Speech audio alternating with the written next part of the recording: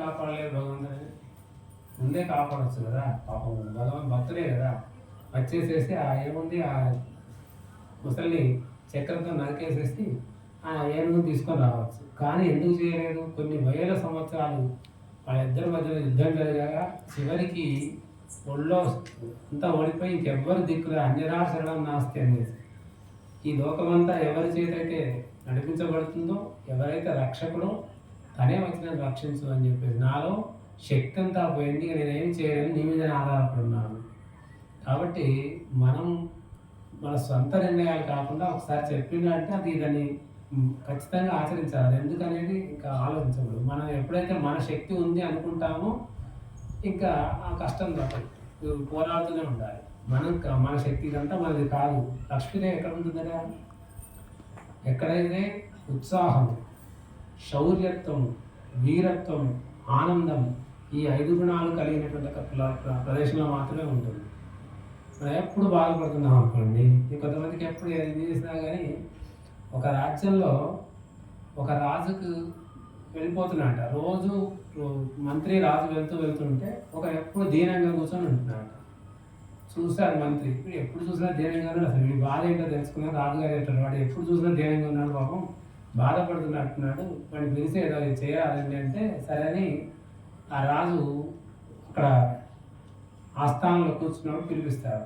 ఏదా ఏం నీ బాధ అంటే ఎప్పుడు చూసినా నువ్వు బాధగానే కూర్చొని ఉంటావు, నీకు అలా బాధ అంటే నాకు ఏం లేదు, నేనేం చేయాలి, ఇల్లు లేదు, తిండికి డబ్బులు లేవు, ఏం లేదు, అందుకే నాకు ఎప్పుడు వస్తాయని బాధపడుతూ కూర్చున్నాను.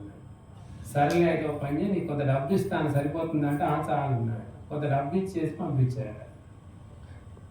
వెళ్ళిపోయాడు. మళ్ళీ ఏడుస్తూనే ఉన్నాడు. మళ్ళీ ఆగి కూర్చున్నాడట. మళ్ళీ చూసి రాజు ఏమైంది, ఇంకా డబ్బు ఇచ్చాను కదా, ఇంకా ఏంటి, డబ్బు కావాలన్నా కొంచెం అంత సుఖంగా అనుభవించవచ్చు కదా అని చెప్పేసి పిలిచి అడిగాట. ఏమైందిరా, నీకేం, నీ ఇబ్బంది ఏంటి, మళ్ళీ ఎందుకు ఇబ్బందిగా కూర్చున్నావు అంటే, ఏం లేదు రాజా, నాకు ఒక చిన్న ఇబ్బంది అయింది. ఏంటి అంటే, చెరువు గట్టున ఒక చెట్టు ఉంది, ఆ చెట్టు కింద కొద్దిగా తవ్వేసి నువ్వు ఇచ్చిన నగలంతా దాంట్లో పెట్టేసేసి నాణ్యాలన్నీ దానిలో మట్టి వేసి దాన్ని ఒక రాయి గుర్తుగా పెట్టుకున్నాను, ఎవడన్నా తీస్తాడేమో అని భయంగా ఉంది అని మళ్ళీ బాధపడుతున్నాడు. ఏమీ చేయలేదు ఆయన ఇలాంటి. అందుకని కొంతమంది ఏం చేయలేము, వాళ్ళు అంతే ఉంటారు ఎంత చేసినా సరే. కాబట్టి ఒక్కొక్కసారి ఈ 5 ఉన్నవాడు మాత్రం చక్కగా లక్ష్మిగా అక్కడికి వెళ్తుందట. మనకు కొద్దిగా ఏముండాలి, ఆనందము, శౌర్యము, తర్వాత ధీరత్వం, అట్లాగే ఆనందం, సంతోషం. అలా ఉండగలిగితే అనుకోకుండా వచ్చేస్తుంది.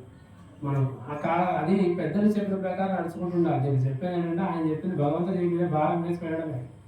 ఏది జరుగుతే జరుగుతుంది, మంచిగా జరుగుతుంది, చెడైతే జరగదు. అది ఎందుకు చెప్తున్నారు గురువులు కానీ పెద్దలు కానీ, ఎందుకు చెప్తున్నారు, దాంట్లో అంతరార్థం ఉంటుందని తెలుసుకోవాలి.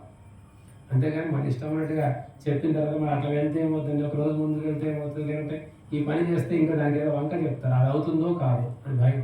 లేకపోతే వాళ్ళు ఏమనుకుంటారో వీళ్ళు ఏమనుకుంటారో. గురువే చెప్పిన తర్వాత ఇంకా ఇంకొకరితో సంబంధం లేదు నీకు అసలు. గురువు భగవంతుడి ఆజ్ఞ అయితేనే చెప్తారు. నువ్వు ఒకరి మీద ఆధారపడినావు, గురువు మీదనో లేకపోతే భగవంతుడి మీద ఆధారపడినావు, వచ్చింది అడిగినప్పుడు చెప్పారు, చెప్పిన తర్వాత గుడ్డిగా చేసేయాలి. అంతేగాని మళ్ళీ దానికి వంకలు పెడుతూ అది అట్లా చేస్తే కరెక్ట్ కాదేమోనండి, ఇట్లా చేస్తే బాగుంటుందేమోనండి అని మళ్ళీ మనమే చెప్తే ఇంకా మళ్ళీ అడగడం ఎందుకు? దానివల్ల ప్రయోజనం లేదు, అది అవ్వదు కూడా. అది ఆయన చెప్పేవాళ్ళు ఒకవేళ గురుస్థానంలో మంచి వాళ్ళు ఉంటే వాళ్ళు కొన్ని సంవత్సరాల వరకు కూడా ఆలోచించి చెప్తారు. కొన్ని విషయాలు ఎప్పుడెప్పుడో చెప్తుంటారు, ఇది ఎప్పటికో ఉపయోగపడుతుందని చెప్తారు. అది మనం వినం, ఎందుకంటే మన సొంత నిర్ణయం మళ్ళీ అది అవుతుందో కాదు, మళ్ళీ జరుగుతుందో జరగదు అని చెప్పేసి భయం వేసి మనమే వెళ్తే వాడు ఉంటాడో వెళ్ళాడు, దుర్మార్గుడు నువ్వు వెళ్ళరా నాయన అని చెప్పాము అనుకోండి. ఒక పని మీద అక్కడికి వెళ్ళామనుకో, అమ్మవాడు దుర్మార్గుడు కదా, చేస్తాడో చేయడం, గురువు గారికి అతని గురించి తెలియదులే, లేదా భగవంతుడికి వాళ్ళకు అతని గురించి మనకి అట్లనే వస్తుంది, కానీ వాడు దుర్మార్గుడు కదా ఏమైనా చేస్తాడేమో అనుకుంటాం. ఖచ్చితంగా వాడు వెళ్తుంటే మాత్రం అక్కడ మనసు మారిపోద్దాం, ఆ సమయానికి కరెక్ట్గా చేయగలుగుతారు. ఒక అతనికి అందరూ అందరూ గురువుగారి దగ్గర దండం పెట్టుకుంటున్నారు, ప్రతి వాళ్ళు వచ్చి దండం పెట్టుకున్నారు, వాళ్ళ కోరికలు చెప్తున్నారు, సరే అని పోతున్నారు. ఒక గుడ్డివాడు గడ్డి కూడా దండం పెట్టుకున్నాడు. పెట్టుకోగానే ఆ గురువుగారు ఏమన్నా అంటే, వాడు పెట్టుకున్న కళ్ళు ఎట్లా రావాలంటే, వాడు కళ్ళు ఎట్లయినా రావని చెప్పేసి, అదే నీ కళ్ళు రావడం కష్టం అంటే లేదయ్యా నేను నిన్నే నమ్ముకున్నా ఎట్లైనా నాకు కళ్ళు రావాలంటే వాడిని తప్పించుకోవడానికి అరే నువ్వు పోయి ఊరవతలకి వెళ్ళి చక్కగా కళ్ళు జిల్లేడు పాలు కళ్ళలో పోసుకొని కళ్ళు వస్తాయన్నమాట. జిల్లేడు పాలు పోసుకొని కళ్ళు వస్తాయా? ఉన్న కళ్ళు పోతాయి. కానీ అదే మనలాంటి శిష్యులు అయితే ఏం చేస్తారంటే అమ్మ ఆయన ఎందుకు చెప్పాడు పోసుకుంటే ఉన్న కళ్ళు పోతాయి కానీ నేను తెలియదేమో సక్రమంగా అందుకని ఉంటున్నాడు. కానీ ఏం చేశాడంటే నిజంగానే పోయి ఆ ఊరవతల ఒక వెదురు చెట్టు ఉంటే వెదురు చెట్టు కింద పోయి పండుకున్నాడు. ఆ జిల్లెడు పాలు పోసుకొని వెదురు చెట్టు కింద పండుకున్నాడు. గురువుగారు పోసుకోమన్నారు కదా, పోసేసుకున్నాడు. ఆ వెదురు చెట్టు కింద పోయి పండుకున్నాడు. వర్షం వచ్చి ఆ వెదురు చెట్టు మీద ఉన్న నీళ్లు పడి ఆ నీళ్లు వీడి కళ్ళలో పడింది. ఆ నక్షత్రంలో అంటే వైద్యశాస్త్రం కూడా అదే ఉంటుంది. ఆ నక్షత్రంలో కనుక వెదురు చెట్టు నీళ్లు ఈ జిల్లెడు నీళ్లు రెండు కలిపి కళ్ళలో పోసుకుంటే కళ్ళు వచ్చేస్తాయి. ఎంత బుద్ధి వారికైనా కళ్ళు వస్తాయి. అది శాస్త్రం. అది తెలియదు అసలు ఈ గురువుకు తెలియదు. ఏ చెప్పినా కూడా తెలియదు కావచ్చు. వాడికి తెలియదు. పండుకున్నాడు గురువుగారు చెప్పారు కదా పండుకున్నాడు. కళ్ళు కలిసి చూస్తే కానీ నీళ్ళు ఇంట్లో పడ్డాయి. మంట జిల్లెడు నీళ్ళు పాలు పోసుకొని మంట ఎక్కిపోగానే ఆ నీళ్లు పడగానే చల్లగా అయిపోయింది. కొద్దిసేపు తర్వాత కళ్ళు తెరిచి చూస్తే కళ్ళు బ్రహ్మాండంగా వచ్చినాయి. సార్ తెల్లవారు మళ్ళీ సార్ గురువుగారు అందరూ పోతుంటారు కదా, వీళ్ళు కూడా పోయేసి నమస్కారం పెట్టేసి గురువుగారు మీ దయ వల్ల నాకు కళ్ళు వచ్చినాయి. ఏం చేశాను అంటే మీరే చెప్పారు కానీ జిల్లెడు పాలు కళ్ళలో పోసుకున్నారు, కళ్ళలో పోసుకుని కళ్ళు వచ్చినాయండి. అక్కడ ఉన్న వాళ్ళందరూ ఆశ్చర్యపోయారు. వీళ్ళు కూడా చూసి గురువు కూడా ఆశ్చర్యపోయాడు. నిజంగా నారా నీకు కళ్ళు వచ్చినాయి అంటే అవును గురువుగారు వచ్చినాయండి. అప్పుడు అసలు నీకు నువ్వేం చేశావు చెప్పు అంటే ఇట్లా జరిగింది అని చెప్పాడు. అప్పుడు ఆయన ఆయుర్వేద శాస్త్రాలు పరిశీలిస్తే ఆ రకంగా ఉందట. ఆ సమయం కరెక్ట్గా అనుకూలించింది.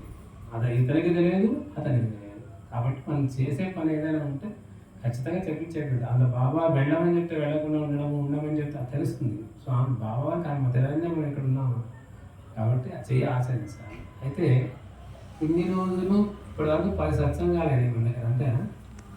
10 సత్సంగాలండి. దీని మీద ఎంతమంది వస్తున్నారు? కొంతమంది మాత్రం ఖచ్చితంగా వస్తున్నారు.